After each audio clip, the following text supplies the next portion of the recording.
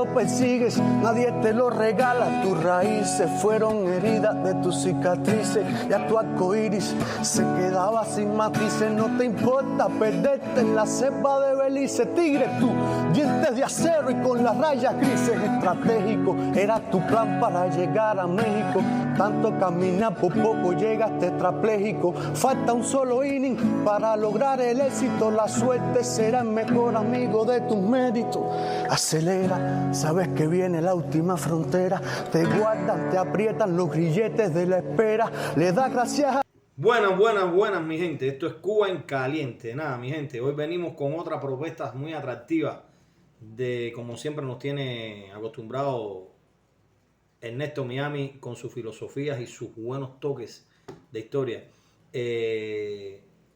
Una vez más, sigue siendo noticia el diablo, el dictador principal que Cuba siempre tuvo, la persona que amarró a más de 10 millones de personas, valga la redundancia, y hizo con ellos lo que le dio la gana.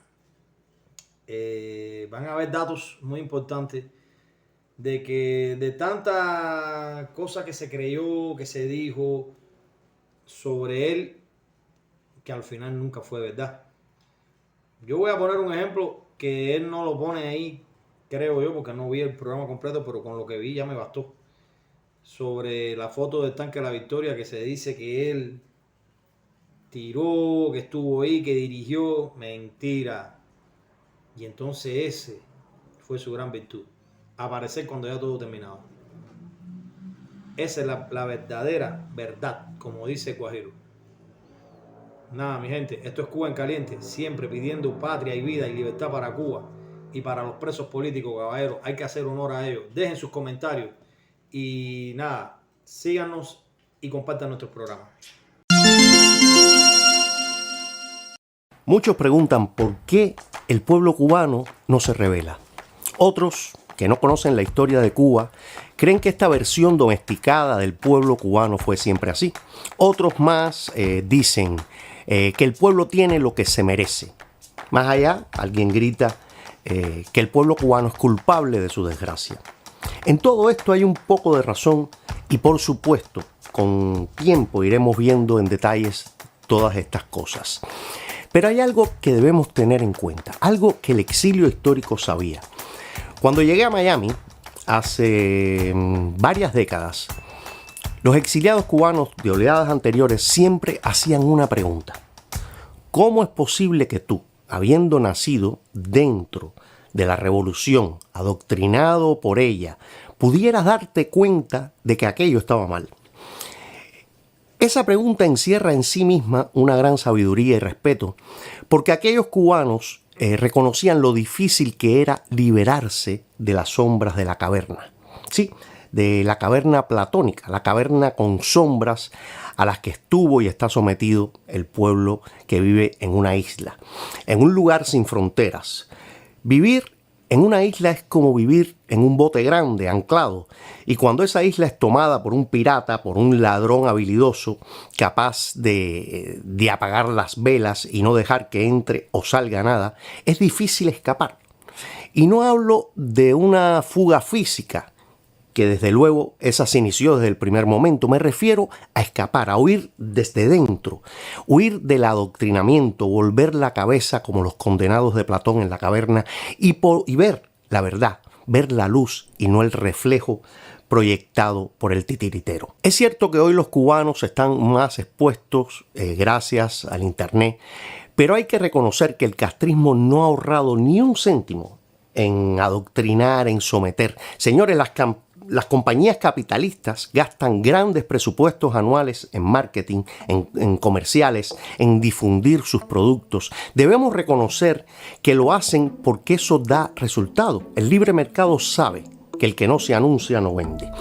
Imaginen entonces una isla donde el único anunciante es el castrismo. La única doctrina está empotrada en cada espacio de televisión, en la radio, en cada cartel, en los currículums de los estudios.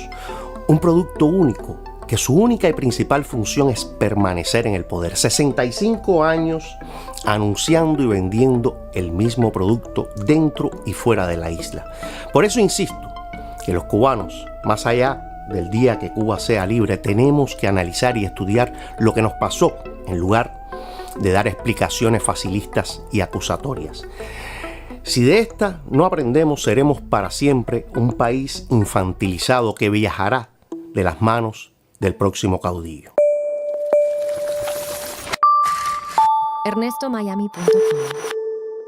Hay muchos factores en una guerra y siempre pensamos que se ganan a golpe de batallas y plomo, y esto es cierto, pero no es el único mecanismo y muchas veces se gana en la opinión pública. Fidel Castro sabía desde el inicio que su batalla fundamental era la batalla por ganarse al pueblo, y desde los lejanos días del ataque al cuartel Moncada tenía la mira puesta en esa guerra, en una guerra mediática.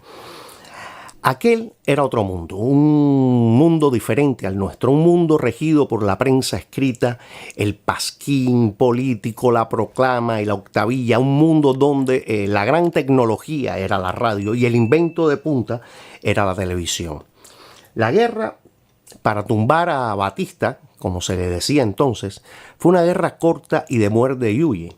Los historiadores comunistas cubanos, sobre todo los menos serios, siempre hablan de una especie de epopeya que cuenta unas hazañas tremendas de Castro y los barbudos, pero cuando lees con detenimiento y con profundidad la documentación real del asunto, la mayoría de aquellas cosas que ellos llaman la batalla de esto y la batalla de lo otro no eran más que pequeñas escaramuzas. Es el caso, por ejemplo, de la batalla de La Plata, que era un penoso bohío de palmas en el medio del monte, y venden como si hubiese sido la batalla de Troya. Siempre fue un militar funesto, Castro, y fue dejando una estela de derrotas de las cuales supo convertir en verdaderos eventos. Derrotas como el fallido ataque al Moncada, el tardío desembarco del Granma, las expediciones fallidas en Panamá, República Dominicana y Venezuela, entre muchísimas otras. La verdadera batalla emprendida por Fidel Castro, su verdadera estrategia, nunca fue como militar, sino como político, como propagandista. Desde joven, como dirían en Cuba, era un muelero, y esa característica la supo usar para vender humo, para convencer con cantos de sirena, ir creando un imaginario colectivo para alimentar su estatura política, su estatura militar de gran estratega. En fin, que desde el primer día comenzó su verdadera batalla, su batalla personal, que no era la de los tiros. Para los tiros estaban Camilo, Guevara y otros que pusieran el pellejo. Su verdadera batalla era la creación de un mito, la creación de una estatua monumental, la creación de su propia figura. Para eso usó un arma muy eficaz: la propaganda. Commercial break. Tú puedes ayudar al crecimiento y permanencia de este canal. 1. Puedes dar un like, suscribirte y compartirlo con tus amigos. 2. Puedes dar una pequeña donación en el botón de super gracias. 3. Puedes entrar en nuestra tienda y comprar algún producto que te guste. Muchísimas gracias por ser parte de esta experiencia. Toda propaganda está encaminada a la emoción y su tarea principal es cegar, mitigar o hacer desaparecer cualquier acto racional. La emoción es fundamental para entender la propaganda. Si esta es poderosa y lograda, hará que incluso la persona que ha sido sometida a un intenso bombardeo propagandístico, cuando trate de justificar sus propios pensamientos minados por esos mensajes, use aquellas herramientas que son provistas por el titiritero, o sea, por el hacedor de propaganda, el puppet master. La propaganda, para que sea totalmente efectiva, no solo tiene que calar emocionalmente, sino a su vez dar las herramientas justificatorias a la víctima de la propaganda. Este primer punto es esencial, es el cimiento donde descansan todos los demás, y Castro lo sabe, es un maestro desde los primeros días de sus andanzas revolucionarias. Mucho antes de 1959, mucho antes del desembarco del Granma, él, con ese temperamento mesiánico y psicópata, crea desde el inicio un enemigo único, pero lo va perfeccionando. Al inicio de las luchas revolucionarias el enemigo era Fulgencio Batista, a quien muchos cubanos veían como el culpable de romper el ciclo democrático cubano. Pero Castro sabe que en política el enemigo no es el adversario, sino el que tienes a tus espaldas. Para su plan de ir tomando el poder usaba el viejo adagio del palo y la zanahoria. A los más peligrosos los eliminó, ya sea mediante el pelotón de fusilamiento, la cárcel, el exilio, o comprando el poder, dando a sus allegados pequeñas esferas de dominio. Una vez establecido, una vez coronado, cuando ya nadie dentro de Cuba le hacía sombra, creó la gran figura, creó el mito que desbordaría las fronteras cubanas. El pequeño David, dispuesto a enfrentar al gran Goliat, se mostró como el salvador contra el imperialismo yanqui, como él le llamaba. Castro fue un artífice de la propaganda desde los días del Moncada, en la lucha de la Sierra, donde se hicieron esta gente más fotos y películas que batallas militares. Batista había perdido la guerra mucho antes de enero de 1959, la había perdido en el mundo de la opinión pública, y Castro desde el inicio sabía que eso era vital.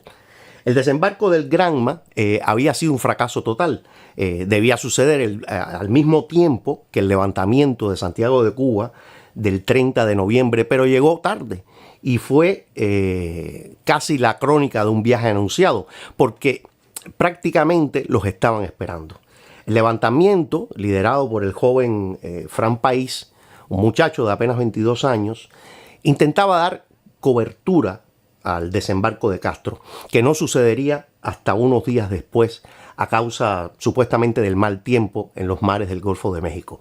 Los objetivos del levantamiento no se lograron, pero inició la etapa final del mandato inconstitucional de Batista. Es importante que les cuente un poco sobre esto para entender la verdadera lucha de Castro, que como digo no era la militar. El viaje, la preparación y el desembarco del Granma fue una calamidad total, y 3 días después son detectados gracias a la inexperiencia de los guerrilleros.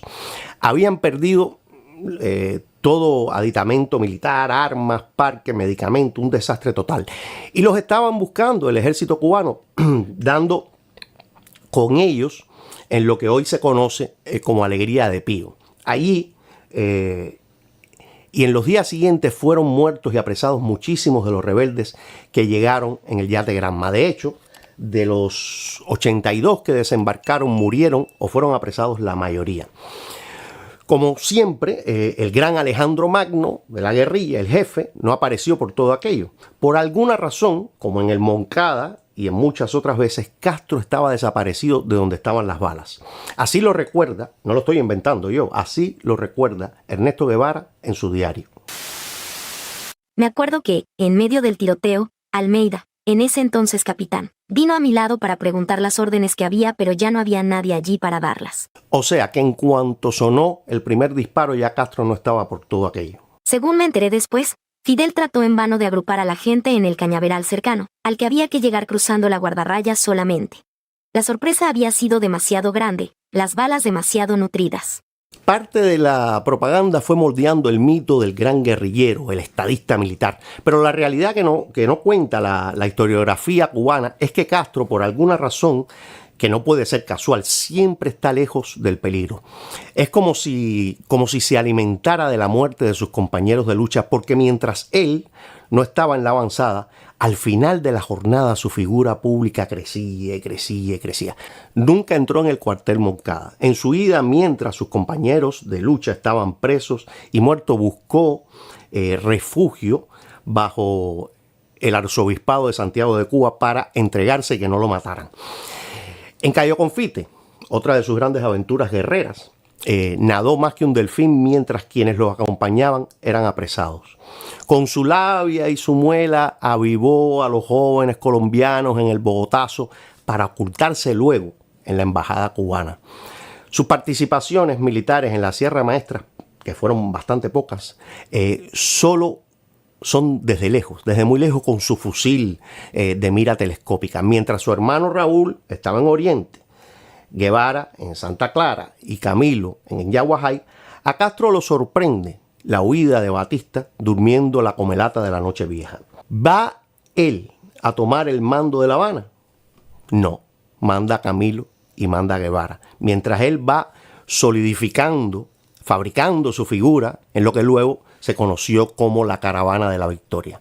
Mandó a morir a muchos cubanos en sus aventuras a África e Hispanoamérica. En fin, que su historia está basada en un mito, y desde el inicio ese mito, como una avalancha, fue alimentando fantasías necrófagas del máximo líder.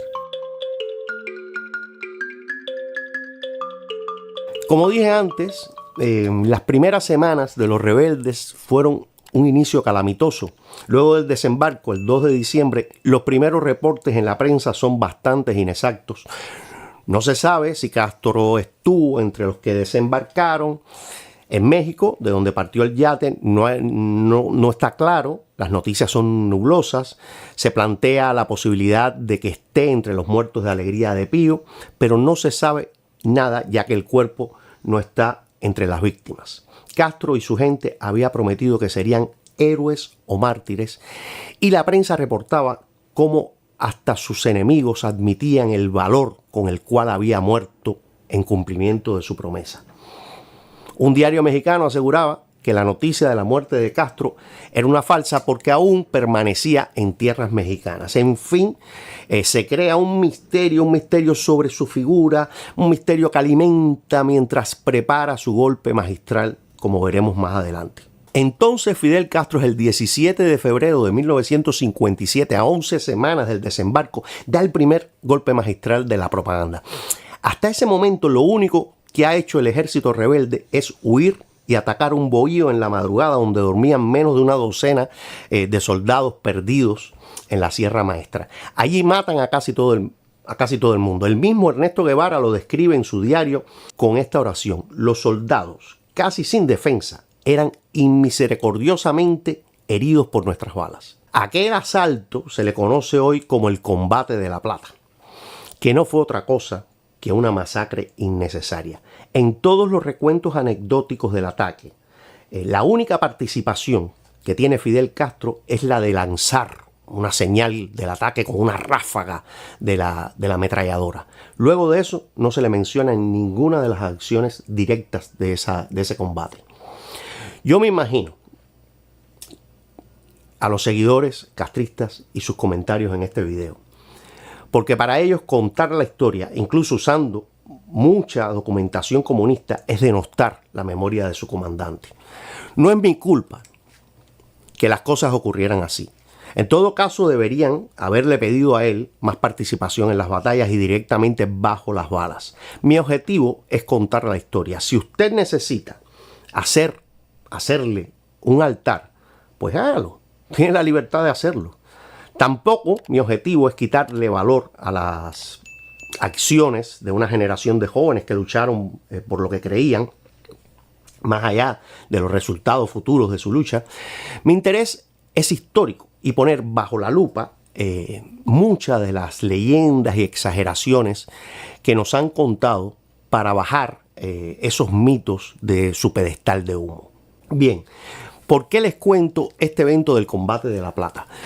Porque en menos de un mes después, como les había dicho antes, 11 semanas del desastroso desembarco, la derrota de Alegría de Pío y aquella pírrica victoria sobre un puñado de soldados soñolientos, viene la verdadera victoria, el inicio del mito de Castro y el inicio del fin del mandato de Fulgencio Batista. Fidel Castro dejó crecer la bola, el chisme de su posible muerte, para que su renacer y resurgimiento fueran más impactantes. Él mismo se ocupó de buscar periodistas para que lo encumbraran en la alfombra roja. Muchos se negaron porque no veían ninguna importancia desde el punto de vista militar en lo que estaba pasando en la sierra. Craso error. No entendían que esa no era su guerra. La de él era la guerra mediática. Así lo demuestra Anthony Palma, autor del libro El hombre que inventó a Fidel. Castro envió un emisario a La Habana cuando estaba listo para anunciar que él estaba vivo y que la revolución estaba en marcha. Castro envió su emisario con una misión y era encontrar un corresponsal extranjero. Él no conocía a Matthews, solo pidió por un corresponsal extranjero. El corresponsal en La Habana del New York Times dijo que no valía la pena. Preguntaron a otro reportero y la respuesta fue la misma. No valía la pena, pero recomendó a Herbert Matthews que iría a La Habana de vacaciones y así fue como ocurrió. Ellos estaban preocupados de ser echados del país, pero Matthews trabajaba en New York. No era algo que le preocuparía. Matthews no trabajaba en Cuba, sino que era un editorialista en New York y Castro había arribado a Cuba en su invasión en diciembre de 1956.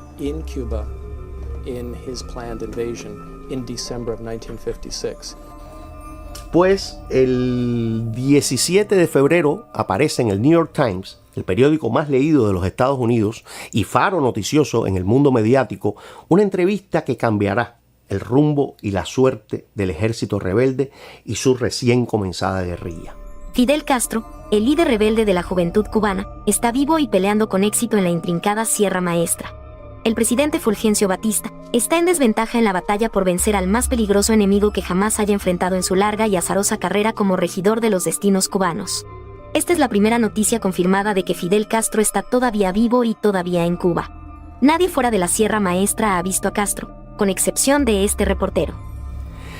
Si el artículo de Herbert Matthews se ciñera a lo puramente noticioso como reportaje, habría sido suficiente, tendría el palo periodístico. Había tenido acceso a Castro, que muchos daban entonces por muerto. Pero Matthews no hace un reportaje, sino un panegírico. El periodista rompe todas las reglas del periodismo serio. Para entonces, Fidel Castro no es ni remotamente la figura que llegará a ser con el tiempo. Tenemos que verlo en su momento. No es ni un símbolo de la revolución, ni es siquiera la voz más importante contra Batista, ni nada de lo que lo hará famoso durante más de 50 años de dictadura. En 1957, Fidel Castro está escondido en una sierra, comenzando un proceso revolucionario. Sin embargo, Matthews le da una estatura de líder cuando dice, prácticamente abriendo el artículo, Fidel Castro, el líder rebelde de la juventud cubana. Ahí, en ese momento, más joven que Castro, acaba de hacer un levantamiento en Santiago de Cuba y está luchando desde la clandestinidad. En La Habana, José Antonio Echeverría, también más joven que Castro, está enfrentando duramente por varios años ya a través del directorio revolucionario a el gobierno de Batista. Está además a menos de un mes de dar un golpe militar más importante que la muerte de unos pobres guajiros en La Plata. Está a punto de hacer un atentado a Batista directamente en el Palacio Presidencial y lo antecede además una lucha estudiantil constante contra la dictadura. Ellos dos son solo dos ejemplos dentro de muchísimos jóvenes y otros no tan jóvenes que venían de la revolución del 33 contra Machado. Pero el periodista Matthews se pasa eso por el forro del olvido. Todo eso pone a Castro como el gran militar y el gran estratega que no era en ese momento y nunca lo fue. El presidente Fulgencio Batista tiene la crema innata de su ejército en la región. También contó Castro cómo se aprovisionó de armas y comenzó los ataques de guerrilla, que hicieron se le considerara invencible. Quizá no lo sea, pero esa es la fe que inspira a sus partidarios. Ellos han celebrado muchos combates e infligido muchas bajas al ejército. Llevamos 79 días peleando y estamos más fuertes que nunca, y enfatiza Castro. Los soldados están peleando malamente, su moral es baja y la nuestra no puede ser superior. Estamos matando a muchos. Por eso es importante que les contara un poco el combate de La Plata, un bohío en plena sierra con unos pocos soldados de muy bajo rango y experiencia. Pero Matthews habla de la crema innata del ejército. Un verdadero reportaje, diría, que realmente es un grupo de hombres en muy malas condiciones y con una victoria pírrica. Pero esta pieza del New York Times de 1957 habla de grandes victorias victorias, de muchas bajas y de que se les considere invencibles. Hombre, pero si llevan 2 meses, si en esos 2 meses fue un fracaso tras otros, si lo único que cuenta como gran victoria es el ataque a una choza en medio de la nada, la cantidad de muertes que han ocasionado no llega a la media docena, mucho menos que las que ellos entonces habían recibido por parte del ejército de Batista. Esa entrevista fue hace 50 años y desde entonces todas las entrevistas a Castro suelen terminar de la misma manera.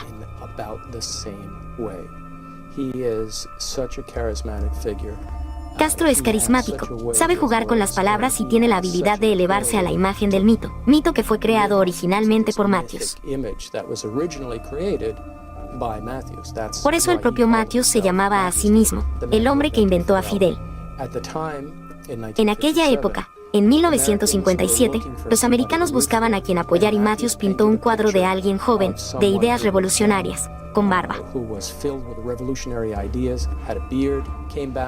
Matthews regresó diciendo que Castro quería democracia, elecciones y que era amigo de Estados Unidos y que simplemente quería restaurar la Constitución cubana. Lo amábamos. Cuando triunfó la revolución vino a Estados Unidos y lo recibimos con los brazos abiertos.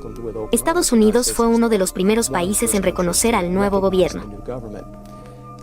El artículo del New York Times está lleno de inexactitudes y amarillismo para engrandecer no solo la figura de Fidel Castro, sino la del periodista mismo, que exagera todos los peligros y todo a lo que estuvo expuesto, pintando además una Cuba bajo la tiranía de Batista de una especie de censura infranqueable.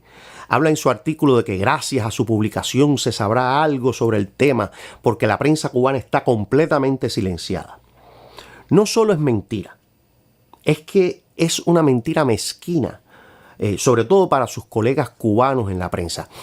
Desde los eventos del cuartel Moncada, la sublevación del 30 de noviembre en Santiago de Cuba, el desembarco del Granma y los primeros combates, todo, absolutamente todo puede ser seguido en la prensa cubana de la época, con opiniones, entrevistas de primera mano con militares, fotos, en fin, había una discusión constante y libre sobre el tema de los rebeldes, a diferencia de lo que dice este señor. Señor que además escribe no solo una pieza apologética, sino que es una pieza extremadamente chapucera. En su artículo dice que Castro, debido a sus luchas, tiene que exiliarse en Miami y en New York en 1954. En 1954 Fidel Castro está preso en Isla de Pinos, luego de ser condenado el 16 de octubre de 1953 a 15 años de prisión por el ataque al cuartel Moncada y está en la prisión del presidio modelo de la Isla de Pinos, de donde es liberado el 15 de mayo de 1955 bajo una amnistía declarada por el Congreso cubano. Por haber provocado la muerte irresponsable de 20 soldados cubanos y más de 60 de sus propios compañeros, por la muerte de más de 80 personas, Castro cumplió 22 meses de prisión. El ataque al cuartel Moncada tendrá en su momento su video, que eso es otra perla. El periodista Matthews estaba convirtiendo el revés en victoria porque no estaba completamente errado sobre la estancia de Fidel Castro en Miami y en New York. Pero por alguna razón, y vaya, le voy a dar el beneficio de la duda, lo sitúa como un exiliado que huye de Batista. Pero realmente Castro estuvo en ambos lugares pasándola muy bien durante su luna de miel tras la boda por la iglesia con la joven Mirta Díaz Balart. Una familia que, como todos conocemos, tenía los pies bien puestos en la política y la sociedad cubana. Debió contar el periodista la buena vida que se dio Castro en su luna de miel en 1948 y los 10 días en Miami Beach con el regalo de sus odiados suegros de más de $10,000 de la época. Llevado a dólares de hoy serían unos $130,000. Vaya que aquella guanajita no estaba nada mal para el líder revolucionario y su dura lucha vacacional. Luego de de la muy buena suite mayamera, la parejita se fue a New York, donde alquilaron un apartamento en la 82 West Street, donde vivieron por un tiempo mientras visitaban las cataratas del Niágara, etc. Herbert Matthews olvidó contarnos que además se compró un Lincoln Continental del 47 con todos los periquitos. Olvidó contarnos que los echaron del apartamento de New York porque Castro no lo pagaba, costumbre cada vez más típica de su personalidad. Olvidó contarnos también que llevó su reluciente coche a La Habana en el ferry de Cayo Hueso y que pidió dinero prestado a un amigo para pagar los 500 pesos que exigía la aduana cubana por la entrada del carro.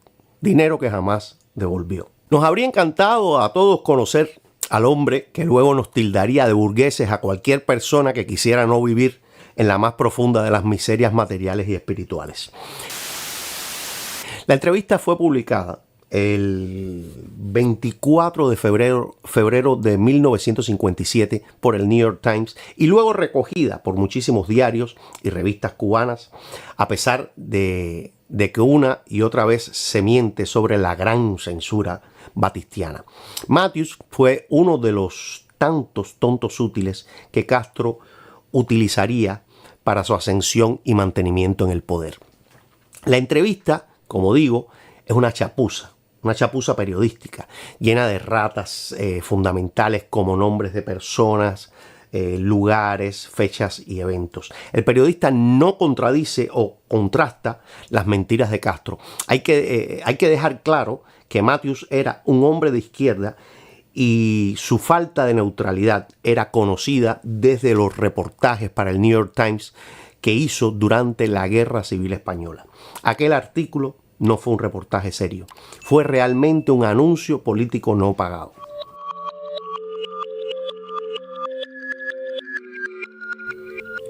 Matthews inició la avalancha del mito del guerrillero que al estilo de Robin Hood estaba en la montaña con sus forajidos luchando por la liberación de un pueblo, vendiéndole al mundo como un hombre de ideales, valores y notables aptitudes de liderazgo.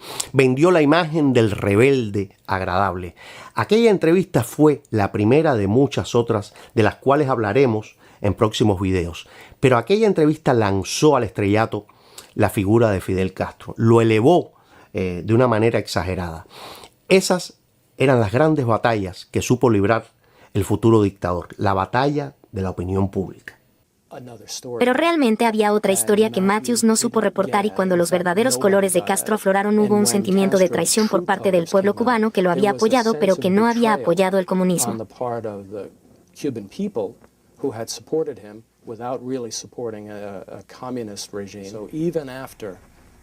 Incluso después de que las verdaderas intenciones de Castro eran innegables, Matthews continuó apoyando y defendiéndolo. Mucho tiempo después que todo el mundo reconocía las verdaderas intenciones de Castro. Y para Matthews este fue el pináculo de su carrera y el inicio de su caída. Y la repercusión de su entrevista, en términos de las relaciones de Cuba y Estados Unidos, la manera en que Estados Unidos veía a Cuba e incluso la manera en que el New York Times reportó eventos futuros como Bahía de Cochinos y la crisis de los misiles fueron moldeadas por la visión de aquella entrevista.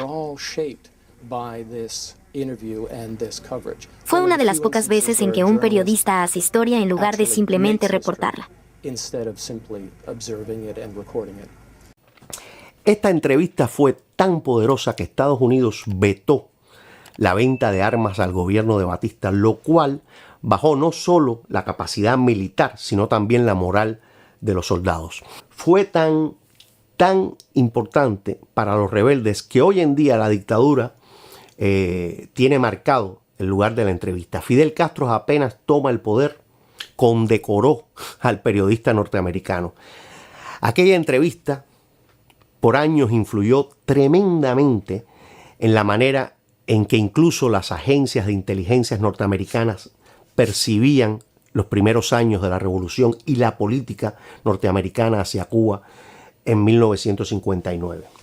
Este tema por supuesto, tendremos que abordarlo muchas más veces y con mucha más profundidad.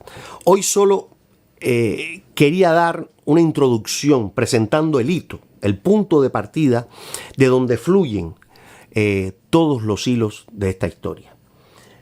El mundo se equivoca cuando dice que el periodista Herbert Matthews creó el mito de Fidel Castro. En mi opinión, Fidel Castro creó el mito de Fidel Castro. El señor Matthews y el New York Times fueron el vehículo, la vía para el lanzamiento del mito. Muchísimas gracias por tu compañía y recuerda, vive y deja vivir.